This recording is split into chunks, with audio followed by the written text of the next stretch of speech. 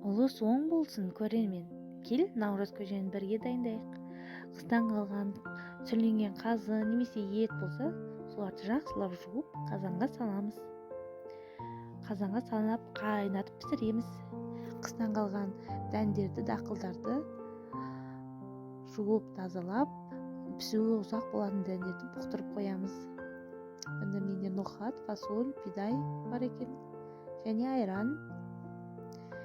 Картоп қоссаңыз да болады, әрине, қалауыңыз бойынша. Маған картоп қосқан ұнайды. Мына осылайша картопты майда кубик немесе ірі кубик етіп турасаңыздар болады. Мен орташа қылып тураймын. Осылайша турап, жуып тазалап салсаңыз болады. Енді қазынаға алайық. Қазына көбейтіп емес, домалақтап тураған жақсы. Әрлеп-әрлеп жегенде де ыңғайлы сияқты меніңше. Осылайша қазына домалақтап турап аламыз. Етті де майдалап тураймыз. Еттің иісін қараңызшы. Етті осылай турап аламыз.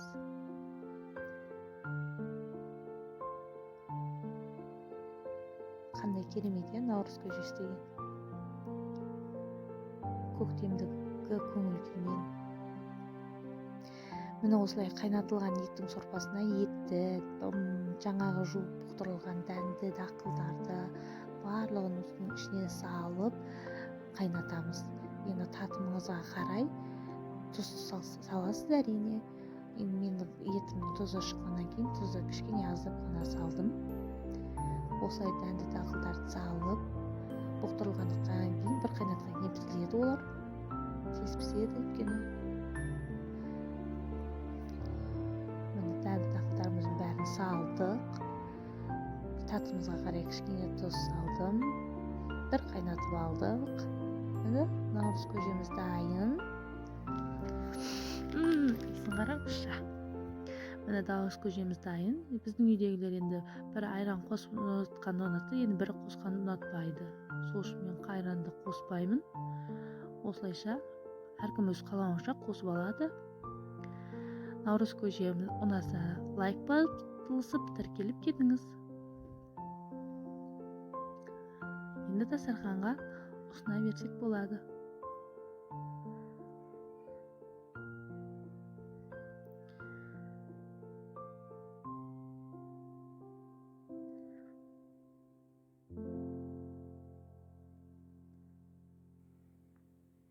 Аспанымыз жауынды болсын, жеріміз шөпті болсын, малымыз сүтті болсын,